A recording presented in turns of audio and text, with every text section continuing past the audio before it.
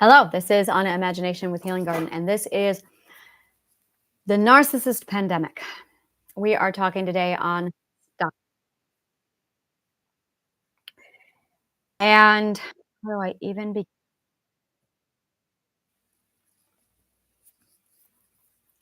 Stockholm syndrome looks like one thing on the outside, and it looks like something completely different on the inside. And no one talks about what it looks like on the inside. So I'm going to show you today what Stockholm syndrome looks like on the inside. I'm going to tell you right now, trigger warning. I don't filter. So if you have any sensitivity at all, PTSD, this is going to get real and it's raw. On the outside, we think Stockholm syndrome looks like adoration. We think it looks like in love. We think it looks like enamored. It is none of these things. On the inside, Stockholm syndrome is micromanaging chaos. Micromanaging chaos. It feels like you've got a million people standing on tightrope, and they're all tightrope walking, and you're in the middle holding up all of the ropes, keeping them all tense, and making sure that no one falls off the ropes. And you're so focused on making sure that you complete this balancing act that you're not thinking about anything else. This balancing act takes all of your attention. When you live with a narcissist, you are the choreographed manager of the ballet. And the narcissist is the prima donna on the stage throwing tantrums. And if you don't keep her happy, the show doesn't go on. And when the show doesn't go on, the prima donna throws a tantrum. But it's more than a tantrum. It's chaos. It could be drinking. It could be abuse. It could be beatings. It could be just screaming. It could be your children being attacked. So it's really fucking important that the show goes on.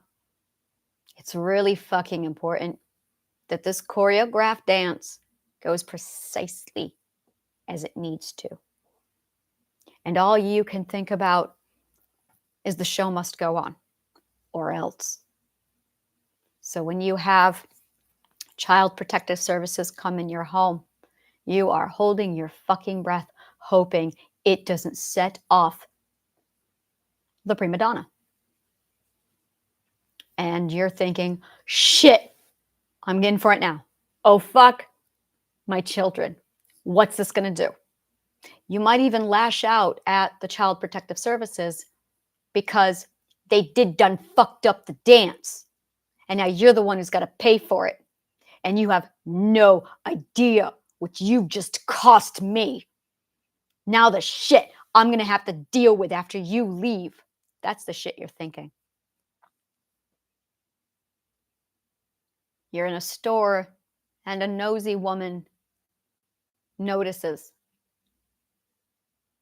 And she starts to interfere because she saw something that you missed because your prima donna makes sure you don't see it. All you know is you've got this stranger now coming up to you, pulling your children and you aside, screaming at the prima donna to give you some space, and he's glaring. And you know you're in for it. And all you can do is diffuse and try and cancel the situation and figure out how the fuck you're going to protect your son. Because you know it's going to come back on him. That is Stockholm syndrome. And you make excuses for him. You make excuses because you're fucking terrified if you don't. You make excuses because You don't think there is any other option. This is it. This is your reality. There is no other place you can go. There is no other place you can fall back to. You have no one else. They made sure of it. They made sure you lost your family. They made sure you lost your friends. They made sure you had no way out. So now it's just you and the prima donna, and you making sure that his ballet runs perfect. Because if you don't, it's your son or your daughters who pay. That is Stockholm Syndrome. And you have to smile and you have to pretend that everything is fine. And you hold your breath every goddamn second. You diffuse his PTSD while you keep your own managed, and you run and you juggle children to make sure everyone tiptoes precisely the right way on stage, or else. Your role, everyone's role, is rehearsed, articulated, and memorized. And your job is to make sure it runs smooth, or else. And on the surface, he's fine, he's happy. On the surface, he's making friends and he's laughing and he's the best friend of everybody. And he hides the terrorism that he operates the ship in behind closed doors. This is Stockholm Syndrome. And when you finally get out, you're so programmed to think that it's your fault. You hate yourself that much because you think you did it. It's all your fault. You're incapable of living without him. You have no choice because he is your survival. You don't eat without him. You don't sleep without him. You don't live without him. You're lucky if you even get a job. And whatever you have, he lets you know that he gave it to you. And he lets you know that without him, you're nothing. That's how he keeps you. It started off with you just being thrilled that anyone would even look at you.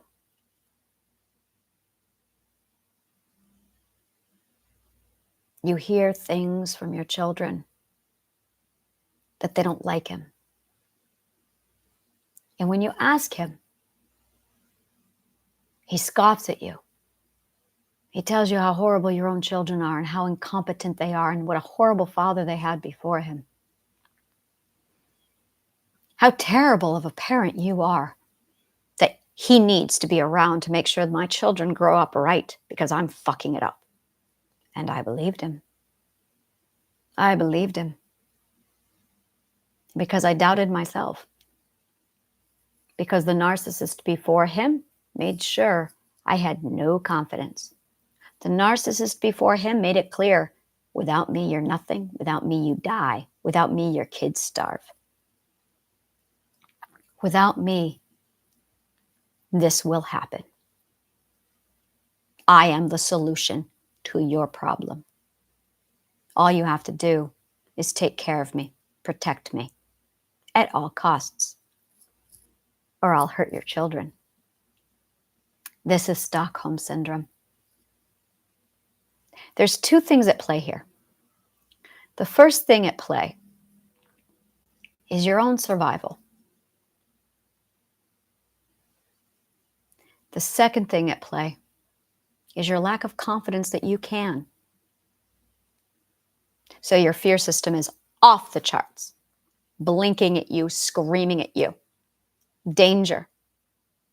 You have to conform to X, or you'll lose your food, you'll lose your home, you'll lose your clothes, your children will starve. So now you feel like you have to choose. Do my kids starve or do they get beaten? Which would be better?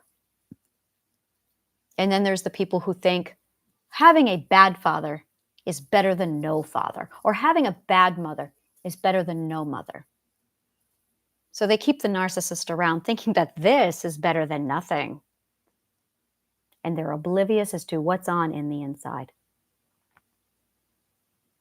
inside, you are convinced that you are nothing, that this dictating terrorist of a monster is the best and only that you can do. The only that you can do. Because, God forbid, anyone looks at you, because they never do. You're invisible. You're lucky to get that. And that's the best you can do. And without that, your children don't eat, your children don't sleep, your children don't live. So them getting beaten by a monster, so long as you dance, all you have to do is dance. And part of that contract is smiling on cue, pretending that they're perfect, protecting that you have a perfect home, making sure you put on the right face, making sure the children put on the right faces. Because if you don't, my son will get beaten.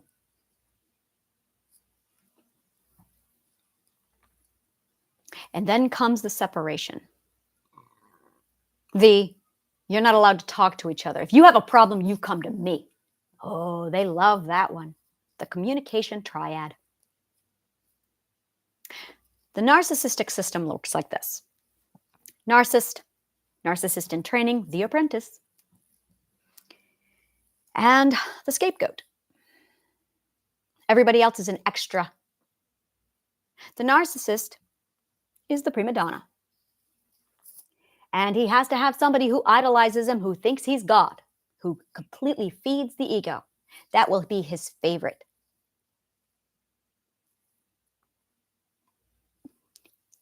That was my daughter. That was my oldest daughter. He turned my oldest daughter into his apprentice. So he groomed my daughter into a grandiose narcissist, while I pulled strings to protect my son and my other daughter. My son was the scapegoat. The scapegoat is almost always the second-born child. The first child is almost always the apprentice. And everything that goes wrong falls to the scapegoat. I was a leftover who had a job. Everybody dance.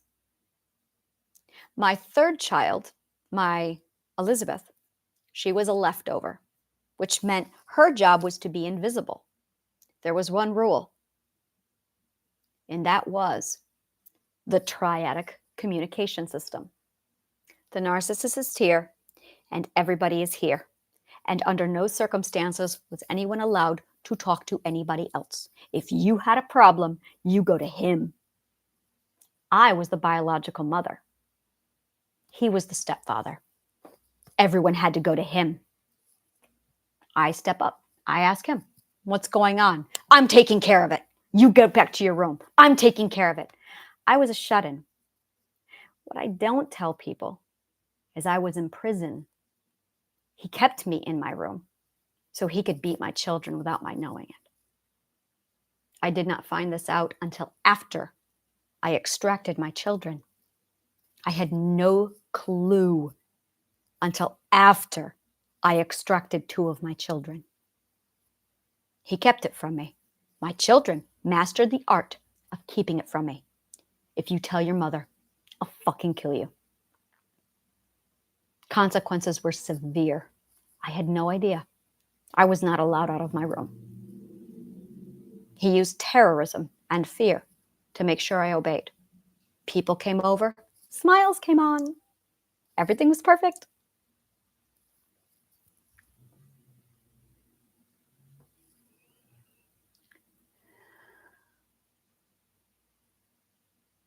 Stockholm Syndrome is not smiles and in love. It is terrorism.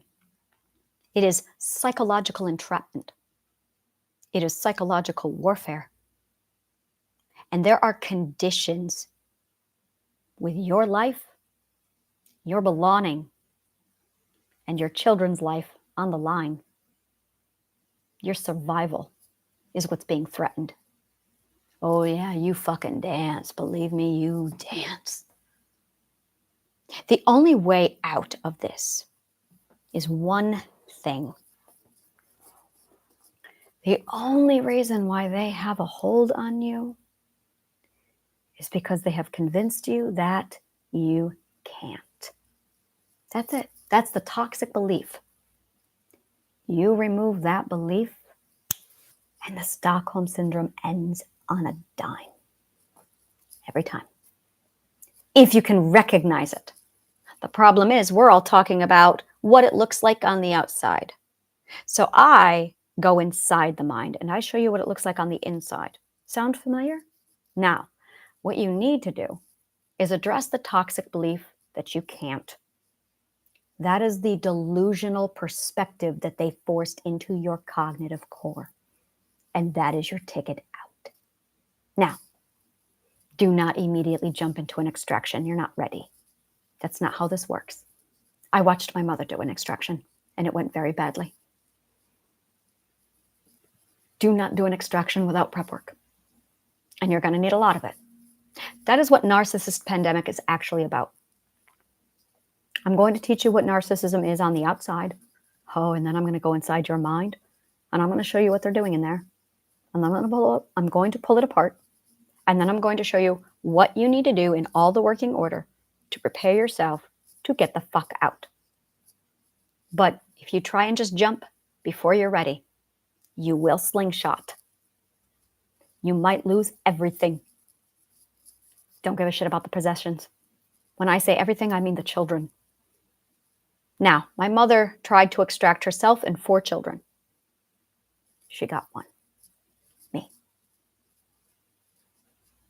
To this day, my youngest brother refuses to talk to her because he doesn't understand Stockholm Syndrome. He doesn't understand narcissism. He doesn't understand any of it. He just thinks my mother left me.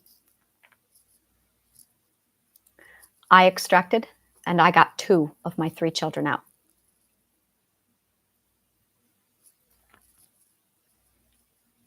In almost every case, you will lose the narcissist apprentice.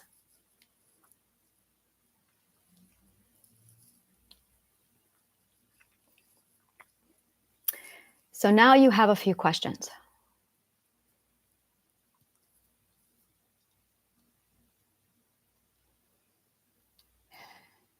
Knowing that you could lose your children, do you get out or do you stay?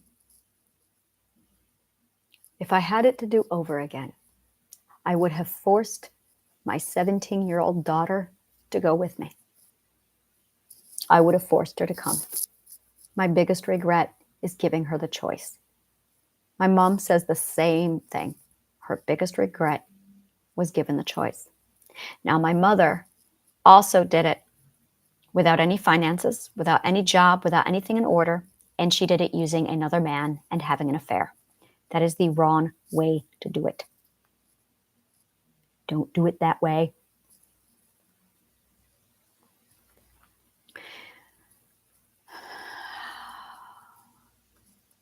There's prep work to be done. There is mindset work to be done. And there is things inside of your brain, your toxic beliefs that you're going to have to change. In addition, you're going to have to completely reject that perspective that you can't, because that is actually you and your relationship with yourself. I will be going over that and coaching you through it, and that's what this whole thing is about. In addition to that, there is also you confronting the possibility of you losing your children. Do I regret the extraction? Hell no. Did I lose my oldest daughter as a result? Yes. And I'm going to change that around. I did not lose my daughter because of the extraction. A narcissist got inside of her head and she has Stockholm Syndrome.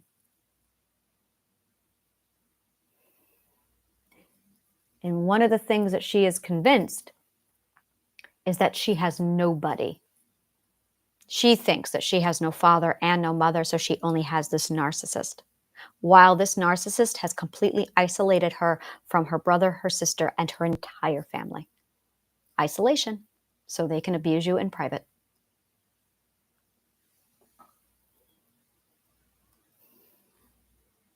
I would still do it because I had 2 other children to think about and I had myself to think about.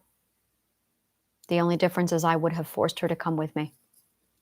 When you have the option of choosing that, and this is really where our system is against you. The system is not going to be on your side. The system is against you. It's just you, me, and this information. If you have any family, fantastic. We're going to talk about that. If you have no family, you don't need a family. I didn't have a family. So I'm going to show you everything that I did, everything my mom did. So I'm going to give you what I didn't have. I just had my mother's example to go on for an extraction. I was able to use her information, learn what she did wrong, and try it myself. So I was trial number 2. That makes you trial number 3, which puts you at a greater advantage than my mother or I. And at the time that I did my extraction, I was weaning it. I knew what not to do. Now, I know what to do. So this is actually a full breakdown of how to live with narcissism, how to prepare for the escape, how to get out, how to ensure that you do not fall back, and how to extract you and your children safely. Secrecy is vital. Secrecy is vital. Wrap your head around this. You live under terrorism rule. It's psychological entrapment. And they have every arsenal that entrapped you to begin with still going full at you.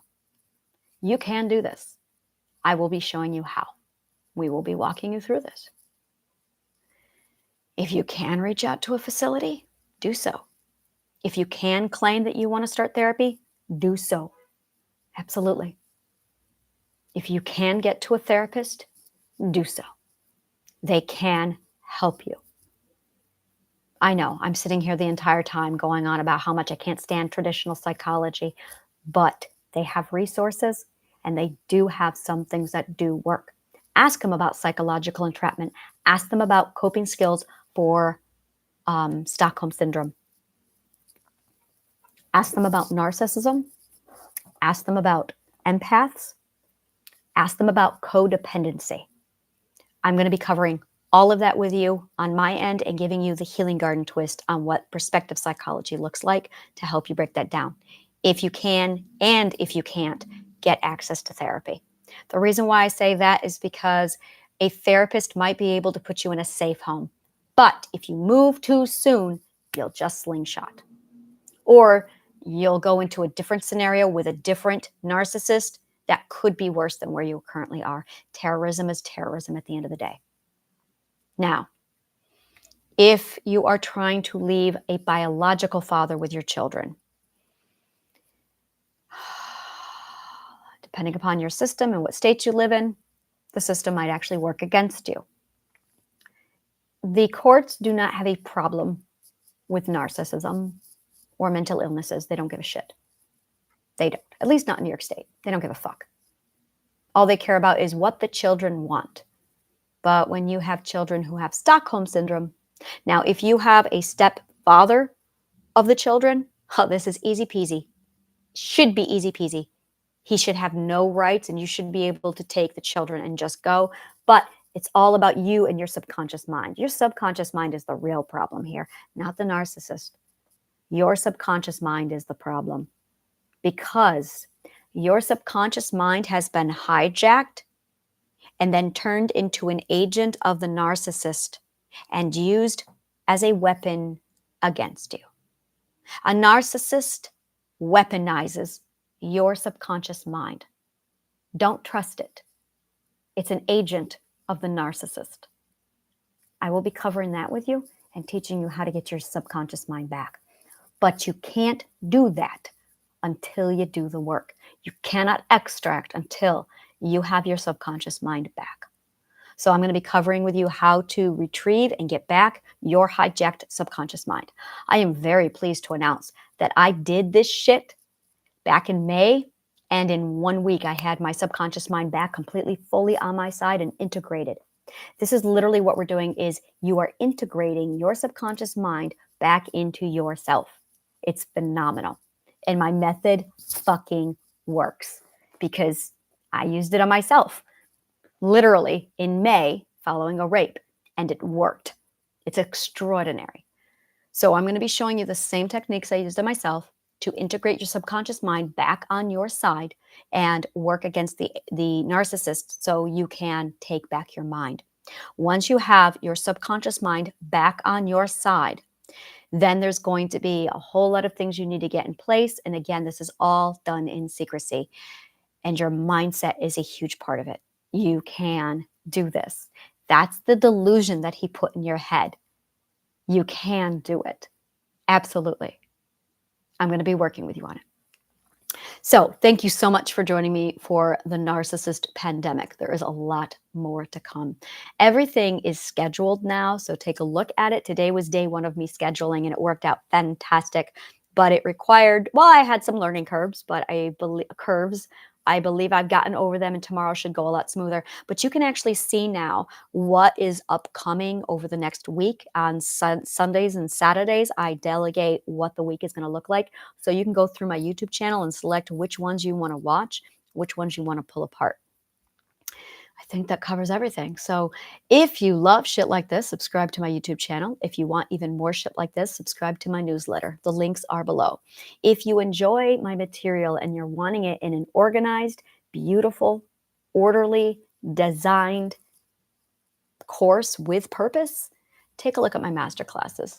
Thank you so much, and may the kindest of words always find you.